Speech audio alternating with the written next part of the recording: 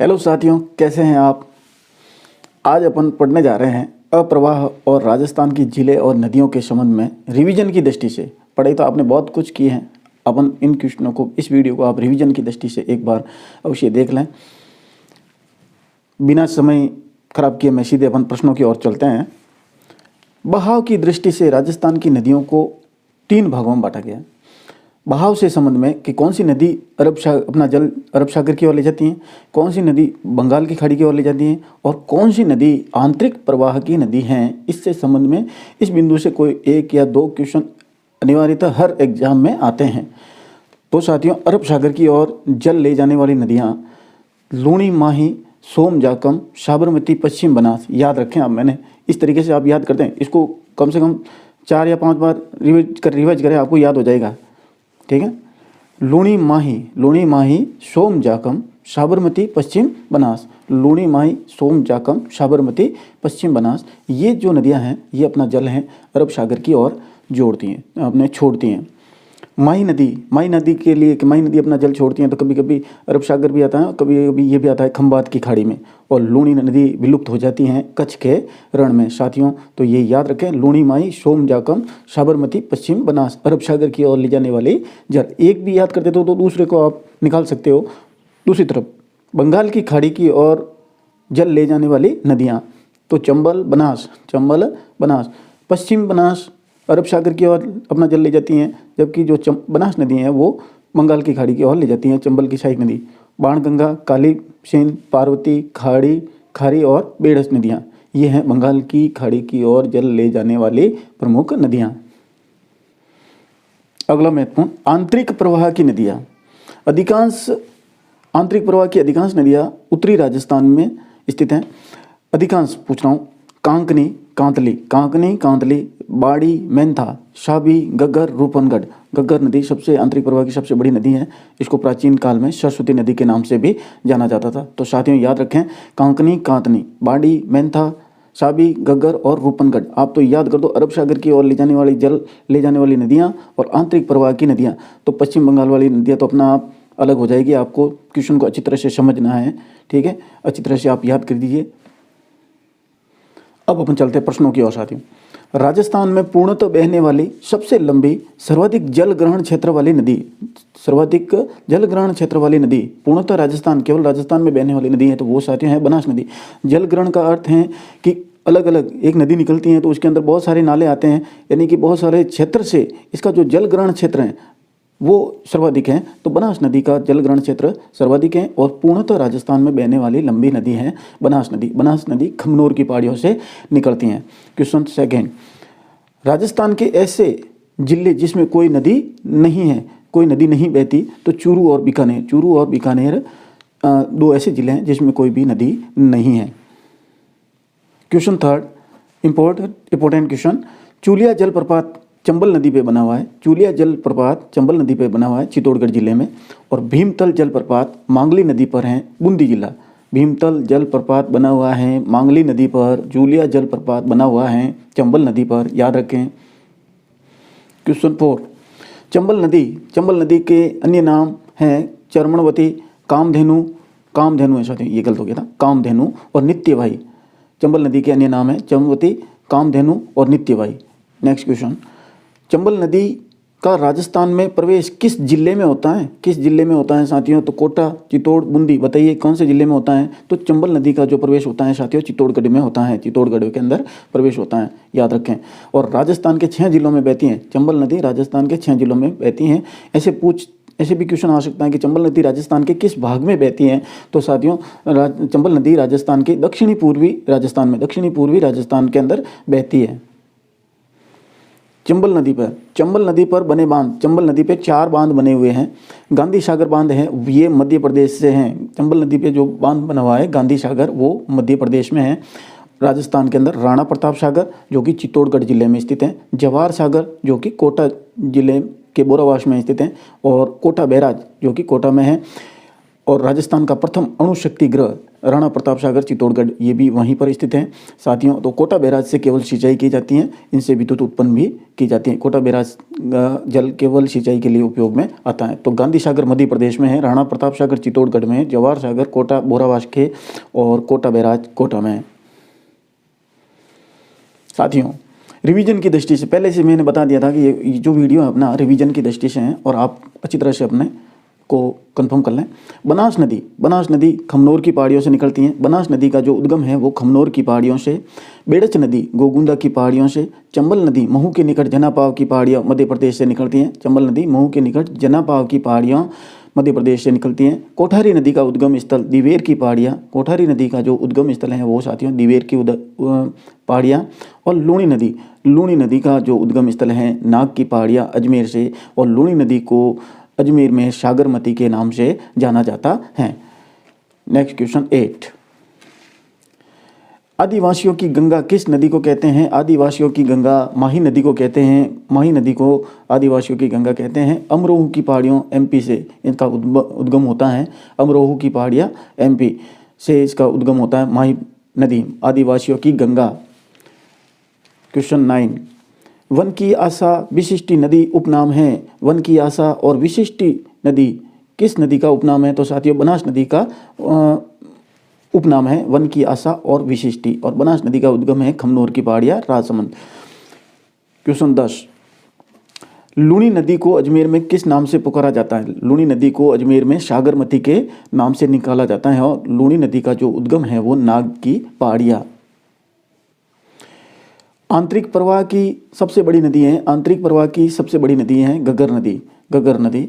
Question number 12, कौन सी नदी कर्क रेखा को 2 बार काटती हैं? कौन सी नदी कर्क रेखा को 2 बार काटती हैं, 2 बार पार करती है? तो माई नदी साथियों। माई नदी दक्षिण से ही राजस्थान में प्रवेश करती हैं और वापस दक्षिण की ओर निकल जाती है। ये भी याद रखें आपको। कौन सी नदी कर्क रेखा को 2 बार काटती है? तो साथियों राइट आंसर है अपना माही नदी। क्वेश्चन 13, काकनी का उद्गम स्थल है। काकनी नदी आंतरिक प्रवाह की नदी काकनी का जो उद्गम स्थल है साथियों जैसलमेर के कोटरी गांव। जैसलमेर का कोटरी गांव में काकनी का उद्गम स्थल है। और इस काकनी नदी के ऊपर ही अपने बुझ झील बनती हैं, बुझ झील स्थित हैं। काकनी नदी का स्थानीय नाम है मशहूरदी। काकनी नदी का जो स्थानीय नाम है मशहूरदी। तो काकनी नदी का उद्गम स्थल है साथियों जैसलमेर का कोटरी गाँव। क्वेश्चन नंबर 14, माही बजाज सागर बांध माही नदी पे बना हुआ है बांसवाड़ा में। माही नदी पे बना हुआ है बांसवाड़ा में। मेजा बांध कोठारी नदी पर भीलवाड़ा में स्थित है। मेजा बांध स्थित हैं कोठारी नदी पर भीलवाड़ा में। सोम कमला अंबा परियोजना सोम नदी डूंगरपुर में सोम नदी पे बनी हुई परियोजना है। और बिशलपुर बांध परियोजना बनास नदी टोंक में। बिशलपुर बांध परियोजना बनास नदी पर बनी हुई है टोंक जिले में। मिलान की दृष्टि से ये क्वेश्चन भी आता है, परीक्षा में कई बार रिवाइज किया गया है। तो सामान्य से प्रश्न है, इनकी जानकारी आपको होनी चाहिए। क्वेश्चन नंबर 16, भारत की सबसे बड़ी खारे पानी की झील है। भारत की सबसे बड़ी खारे पानी की झील है साथियों सांबर झील है, वो जयपुर जिले में स्थित हैं। और सांबर झील को 33 सागर का अवशेष माना गया है। 33 सागर का, राजस्थान की खारे पानी की झीलें भी 33 सागर का अवशेष हैं। और सांबर झील से देश का 9% नमक निकलता है, 9% नमक निकलता है। और हिंदुस्तान सॉल्ट लिमिटेड केंद्र सरकार का अभिक्रम यहाँ नमक निकालने का कार्य करता है। सांबर झील में मेंथा रोपनगढ़ नदियाँ मिलती हैं। मोस्ट ये हैं, अन्य नदियाँ भी हो सकती हैं, याद रखें। खारे पानी की झीलें और मीठे पानी की झीलें अच्छी तरह से याद रखें। खारे पानी की झीलें सांबर झील है, वो खारे पानी की झील जयपुर जिले में स्थित हैं। डिडवाना नागौर में स्थित हैं। पचपदरा बाड़मेर में। लूणकरणसर बीकानेर। कावोद झील जैसलमेर में। याद रखें, महत्वपूर्ण क्वेश्चन है। मिलान की दृष्टि से सांबर जयपुर, डिडवाना नागौर, पचपदरा बाड़मेर, लूणकरणसर बीकानेर, कावोद झील जैसलमेर। क्वेश्चन 18, गड़ीसर झील पूछे साथियों। गड़ीसर झील तो जैसलमेर में आ रहा है, से सही याद रखें। गड़ीसर और गैब सागर झील अपने हैं डूंगरपुर में स्थित हैं। गैब सागर स्थित हैं डूंगरपुर में और गड़ीसर झील स्थित हैं साथियों जैसलमेर में। से सही याद, थोड़ा सा ये आइडिया रखना है अपना माइंड के अंदर। क्वेश्चन 19, वाल्मीकि ने राजस्थान भूभाग को क्या नाम दिया, किस नाम से पुकारा? तो मरुकांतर। वाल्मीकि ने राजस्थान को मरुकांतर नाम दिया। क्वेश्चन 20, पन्नालाल शाह तालाब किस स्थान पर है? पन्नालाल शाह तालाब किस जिले में है? तो स्थान खेतड़ी स्थान झुंझुनू में है। तो पन्नालाल शाह तालाब खेतड़ी झुंझुनू में स्थित है। क्वेश्चन 21, राजस्थान की किस झील में शोर वेधशाला है? राजस्थान की किस झील में शोर वेधशाला है? तो साथियों फतेह सागर झील, फतेह सागर झील उदयपुर में स्थित है। फतेह सागर झील में शोर वेधशाला है। राजस्थान की एकमात्र पिछोला झील भी उदयपुर में है और पिछोला झील में जगनिवास और जग मंदिर महल हैं। पिछोला झील के अंदर जगनिवास और जग मंदिर महल हैं और फतेह सागर झील में शोर वेधशाला और नेहरू गार्डन भी है।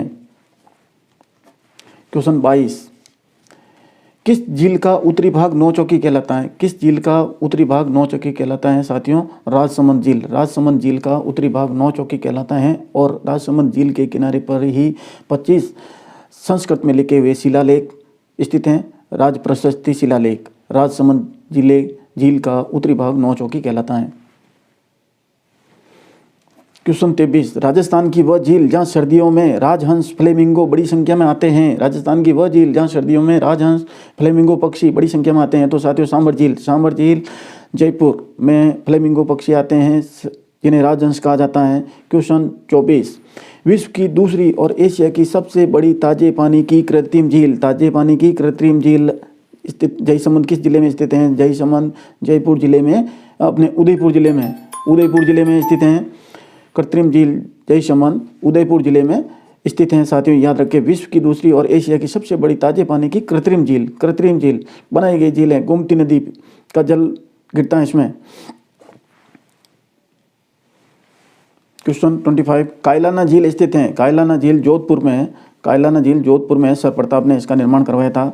क्वेश्चन 26, राजस्थान की प्राचीन और प्राकृतिक झील, कृत्रिम झील तो पूछा था, अभी पीछे अपन पढ़ा था। अपने जयसमंद झील कृत्रिम झील है और राजस्थान की प्राचीन और प्राकृतिक झील पवित्र झील पुष्कर झील है। और पुष्कर का जो मेला बढ़ता है साथियों कार्तिक पूर्णिमा को बढ़ता है।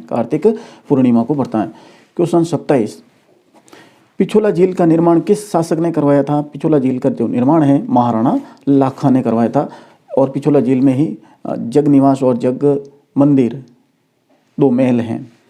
क्वेश्चन 28, आना सागर झील अजमेर में स्थित है। और